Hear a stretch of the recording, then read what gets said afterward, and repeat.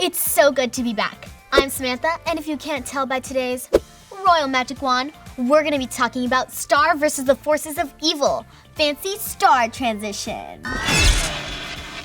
Star vs. the Forces of Evil is one of the coolest shows on Disney XD, and my favorite part is all the super cool characters. But it took the show's creators years to get the magic recipe mixed to perfection. It's what they got right with Star vs. the Forces of Evil's characters. Go grab your wand, it's a mad magic fight. Star vs. the Forces of Evil, it's what they got right. Now before we talk about Star, Marco, and all their friends, you should know this episode contains spoilers. So if you're not sure what a Mew Man is, you might want to catch up on a few of the episodes. Star Butterfly Picture. Star Butterfly is a teenage princess with magic powers and a super cool wand. But in early versions of the show, she didn't have magic powers at all. She was just a normal human.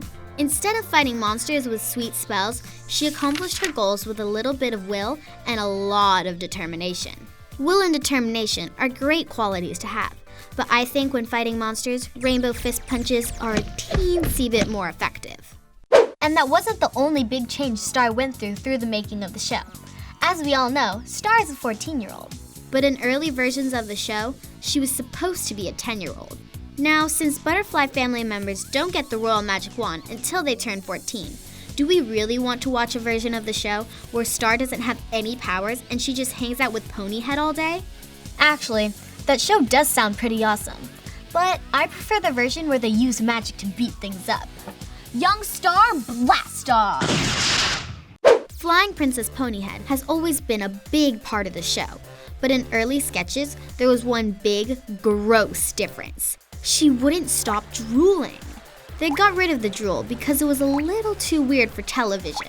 But we think the real reason is that no one wanted to follow her around with a drool bucket. I wouldn't do that job for all the allowance money in the world. Star and Marco are the best of friends on the show. But there was a time in the show's development where they were actually bitter enemies. Also, Star was a lot more like the classic anime character Sailor Moon. And Marco really, really loved the show Dragon Ball Z. He also wore a ton of eyeliner for some reason. And weirdest of all, instead of being named Marco, that character was named Sol, which is Spanish for sun. Naming your main characters Star and Sun?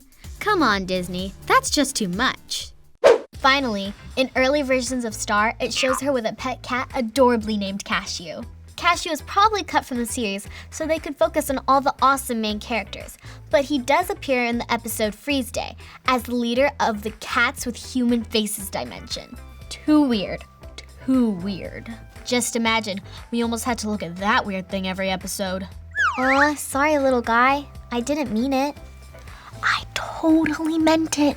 A cat with a human face is just too weird. Making the Star vs. the Forces of Evil characters took a long time. But thanks to the creators and writers, we have a unique, butt-kicking cartoon that's a whole lot of fun. Some would even say the show is magical. Marvelous show ending! Thanks for watching What They Got Right. What should I talk about next? Let me know below with a comment. And click up there to subscribe to DreamWorks TV for new videos every single day. Until next time, watch out for monsters!